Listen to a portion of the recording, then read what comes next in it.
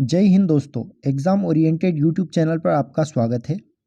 हम लूसेंट जी के MCQ series जो है यहाँ पे पढ़ रहे थे और इसमें हमने प्राचीन इतिहास को 27 पार्ट में कंप्लीट कर लिया है और अब हम मध्यकालीन भारत की ओर जा रहे हैं। आज से हमारा मध्यकालीन भारत का इतिहास स्टार्ट हो रहा है, जिसमें हमारे आज के टॉपिक होंगे भारत पर अरबों का आक्रमण, मोहम्मद गजनी और मोहम्मद गोरी। तो इनके बारे में आज हम डिस्कशन करेंगे। तो स्टार्ट करते हैं हमारे फर्स्ट क्वेश्चन से। दोस्तों, वीडियो को स्टार्ट करने से पहले आप अपने दोस्तों में वीडियो को शेयर जरूर कर दें और वीडियो को लाइक कर दें। चलिए स्टार्ट करते हैं। फर्स्ट क्वेश्चन है हमारा, किस शासक के नेतृत्व में अरबों ने भारत पर पहला सफल आक्रमण किया था? देखिए, भारत पर अरबों ने आक्रमण किया था और अरबों के बाद तुर्कों ने आक्रमण किया था। तो अरबों ने जो आक्रमण किया था उसका नेतृत्व किसने किया था? तो चार ऑप्शन है हमारे पास, मोहम्मद बिन कासिम, मोहम्मद गोरी और महमूद गजनी, या इनमें से कोई नहीं। तो इसका सही आंसर होगा मोहम्मद बिन कासिम। मोहम्मद बिन कासिम के नेतृत्व में अरबों ने भारत पर पहला सफल आक्रमण किया था। बहुत इंपॉर्टेंट क्वेश्चन है दोस्तों है। ये है मोहम्मद बिन कासिम की फोटो।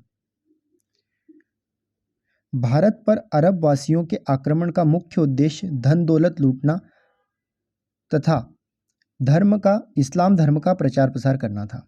जो अरब वासी थे उनके दो मेन पर्पस थे भारत पर आक्रमण करने के। एक तो भारत की जो संपत्ति है उसको लूटना और इस्लाम धर्म का भारत में प्रचार करना। और एक ये बात याद रखना कि किसके नेतृत्व में हुआ था? मोहम्मद बिन कासिम। मोहम्मद बिन कासिम के नेतृत्व में अरबों ने भारत पर पहला सफल आक्रमण किया था। चलिए चलते हैं नेक्स्ट क्वेश्चन पे। अरब आक्रमण के समय सिंध पर किस राजा का शासन था? जब अरबों ने आक्रमण किया था सिंध पर जब अरब ने आक्रमण किया था तो उस समय सिंध का राजा कौन था? ऑप्शन है दाहिर, जयपाल, भीम द्वितीय, या इनमें से कोई नहीं। इसका सही आंसर होगा राजा दाहिर। राजा दाहिर जो था वो सिंध का राजा था जब अरबों ने भारत पर आक्रमण किया था। और ये जो आक्रमण है, जब सिंध पर आक्रमण है, ये 712 ईस्वी में किया था। अरबों ने सिंध पर आक्रमण कब किया था? 712 ईस्वी में। ये सिंध की लोकेशन है दोस्तों। ये भारत है और भारत के पास में जो अब वर्तमान में पाकिस्तान में पड़ता है सिंध, ये इसकी लोकेशन है। राजा दाहिर था इस टाइम पे। अरबों ने सिंध पर 712 ईस्वी में विजय प्राप्त की थी। 712 ईस्वी में अरबों ने सिंध पर विजय प्राप्त कर ली थी। नेक्स्ट क्वेश्चन है, प्रथम तुर्क आक्रमण के समय पंजाब में किस शासक का शासनकाल था? देखिए, मैंने पहले भी बताया आपको कि भारत पर पहले अरबों ने आक्रमण किए और फिर तुर्क राजाओं ने आक्रमण किए। तो जो पंजाब पे आक्रमण किया था तुर्क राजा ने, उस टाइम पे पंजाब का शासक कौन था? तो ऑप्शन है दाहिर, जयपाल, भीम द्वितीय, इनमें से कोई नहीं। तो उस टाइम पे पंजाब का शासक था राजा जयपाल। जयपाल जो है वो पंजाब का शासक था। पीरितगिन के शासनकाल में सर्वप्रथम भारत पर आक्रमण किया गया। जो पीरितगिन था वो एक तुर्की राजा था और इसी के समय जो है भारत पर पहला आक्रमण हुआ है। तुर्क राजाओं का पहला आक्रमण पीरितगिन के समय पे हुआ है और ये कब हुआ है? 972 से 977 ईस्वी में। देखिए, हमने पढ़ा था जब 712 ईस्वी में अरबों ने भारत पर आक्रमण किया था और फिर 972 में तुर्कों ने। मतलब हम यहाँ से पता लगा सकते हैं कि सबसे पहले अरब के आक्रमण हुए थे और फिर तुर्कों के आक्रमण हुए थे। नेक्स्ट क्वेश्चन है हमारा, गजनी साम्राज्य की स्थापना किसने की थी? जो गजनी साम्राज्य था उसकी स्थापना किसने की थी? ऑप्शन है हमारे पास अल्पतगिन, पीरितगिन, सुबुक्तगिन, या महमूद गजनी। तो इसका सही आंसर है अल्पतगिन। अल्पतगिन जो है उसने गजनी साम्राज्य की स्थापना की थी। गजनी साम्राज्य की राजधानी थी गजनी और इसकी राजधानी क्या थी? गजनी। नेक्स्ट क्वेश्चन है हमारा, यमीन उद दौला तथा यमीन उद मिल्लाह किस शासक की उपाधि थी? तो यह किसकी उपाधि थी? ऑप्शन है अल्पतगिन, पीरितगिन, सुबुक्तगिन, या महमूद गजनी। तो इसका सही आंसर है महमूद गजनी। महमूद गजनी की दो उपाधियां थी, यामीन उद दौला तथा यामीन उद मिल्लाह। और देखिए ये जो शासक जो क्रम से जमे हुए हैं, अल्पतगीन, पीरितगीन, सुबुक्तगीन और महमूद गजनी, ये जो गजनी साम्राज्य थे उसके शासक थे। सबसे पहले स्थापना की थी अल्पतगीन ने, फिर उसके बाद पीरितगीन आया। पीरितगीन ने क्या किया था? पीरितगीन ने भारत पर पहले तुर्क शासक थे जिन्होंने भारत पर आक्रमण किया था। फिर सुबुक्तगीन आए और सुबुक्तगीन का बेटा था महमूद गजनी, जिसकी दो उपाधियां थी, यामीन उद दौला और यामीन उद मिल्लाह। अपने पिता सुबुक्तगीन के शासनकाल में गजनी खुरासान का शासक था। जब सुबुक्तगीन का शासनकाल था, तब जो महमूद गजनी था वह खुरासान का शासक था। नेक्स्ट क्वेश्चन है, किस शासक ने भारत पर 17 बार आक्रमण किया? वह कौन सा राजा था जिसने भारत पर 17 बार आक्रमण किया? तो यह एक तुर्की राजा था जिसका नाम था महमूद गजनी। बहुत ही महत्वपूर्ण क्वेश्चन है, कई सारी एग्जाम्स में कई बार पूछ लिया गया क्वेश्चन है, आसान है कि भारत पर 17 बार आक्रमण किसने किया था? महमूद गजनी। महमूद गजनी ने भारत पर 17 बार आक्रमण किया था। यह है महमूद गजनी का फोटो। महमूद के भारतीय आक्रमण का वास्तविक उद्देश्य धन की प्राप्ति था। देखिए महमूद गजनी जो था उसका वास्तविक उद्देश्य था जो है भारत पर आक्रमण करने का, धन दौलत यहाँ से लूटना।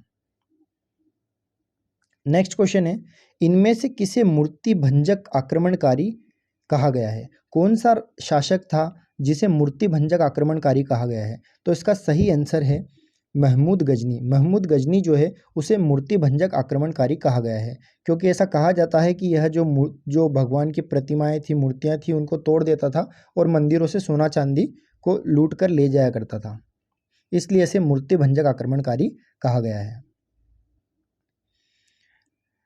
महमूद गजनी 1008 ईस्वी में नगरकोट के विरुद्ध हमले को मूर्तिवाद के विरुद्ध पहली महत्वपूर्ण जीत बताई गई है। जो महमूद गजनी था उसने 1008 ईस्वी में नगरकोट के विरुद्ध जो हमला किया था उसमें बताया जाता है कि मूर्तिवाद के विरुद्ध वह उसकी महत्वपूर्ण जीत थी। महमूद गजनी ने थानेश्वर के चक्रा स्वामीन की कांस्य निर्मित आदमकद प्रतिमा को गजनी भेजकर रंगभूमि में रखवाया था। जो महमूद गजनी था उसने जो थानेश्वर में चक्रा स्वामीन की कांस्य प्रतिमा थी उसको गजनी भेज दिया था और रंगभूमि में रखवाया था। ये वही महमूद गजनी है जिसने भारत पर 17 बार आक्रमण किया है और यामीन उद दौला इसकी उपाधि थी, और इसने जो है कांस्य की जो प्रतिमा थी चक्रा स्वामीन की उसको गजनी भेजा था। नेक्स्ट क्वेश्चन है,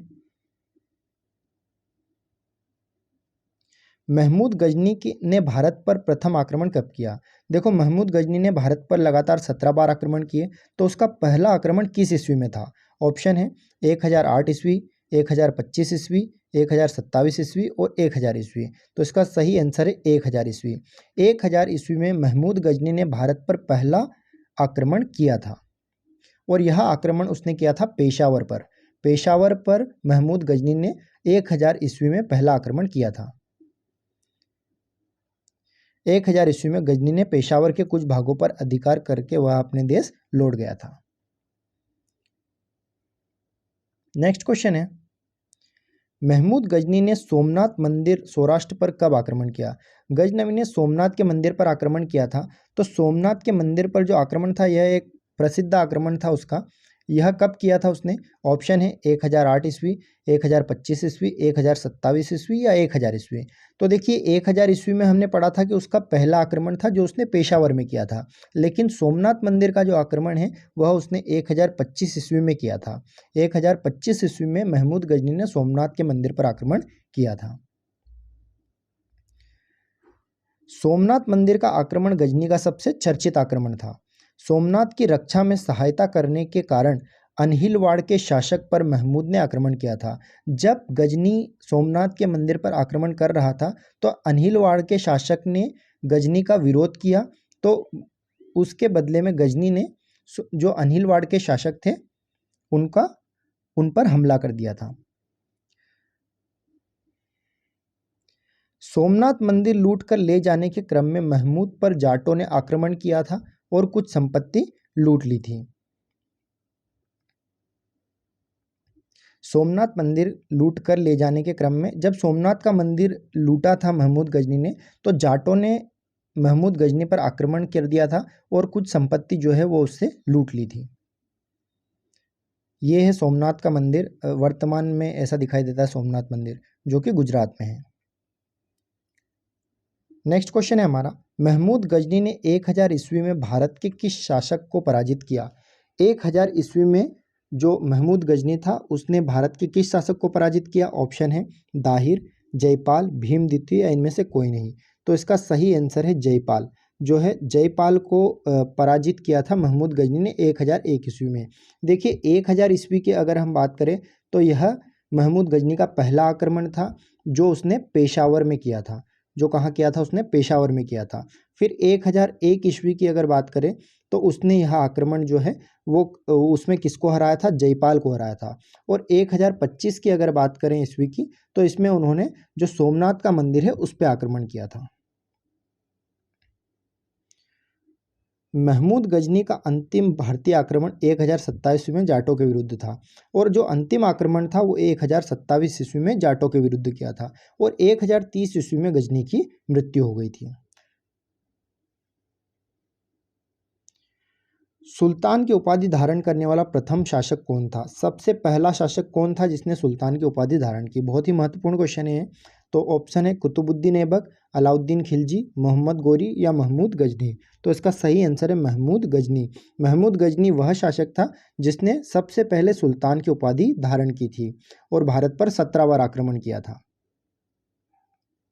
नेक्स्ट क्वेश्चन है हमारा, तराइन का प्रथम युद्ध कब हुआ था? जो तराइन की पहली लड़ाई थी वह कब हुई थी? तो ऑप्शन है 1173 ईस्वी, 1191 ईस्वी, 1192 ईस्वी और 1194 ईस्वी। इसका सही आंसर है 1191 ईस्वी। 1191 ईस्वी में पृथ्वीराज चौहान और गोरी के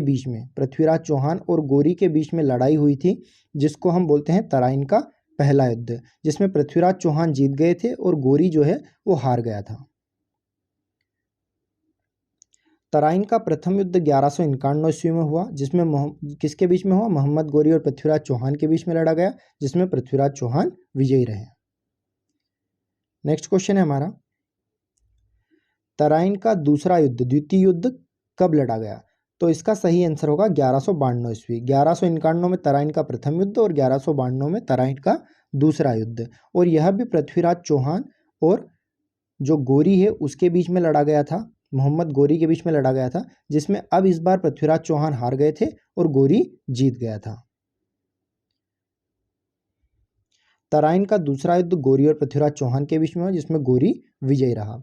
और एक तराइन की तीसरी लड़ाई भी हुई थी जो कि इल्तुतमिश और कुबाचा के बीच हुई थी 1215 ईस्वी में। यह भी पूछा जा सकता है। नेक्स्ट क्वेश्चन है, चंदावर का युद्ध कब हुआ था? जो चंदावर का युद्ध है वो कब हुआ था? तो ऑप्शन है 1173, 1191, 1192, 1194। तो सही आंसर होगा 1194।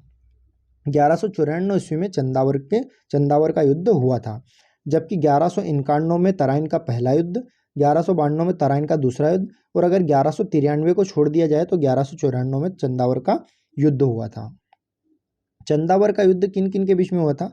तो चंदावर का जो युद्ध है वो गोरी और जयचंद के बीच में हुआ था। गोरी और जयचंद के बीच में हुआ था, जिसमें गोरी जीत गए थे और जयचंद हार गया था।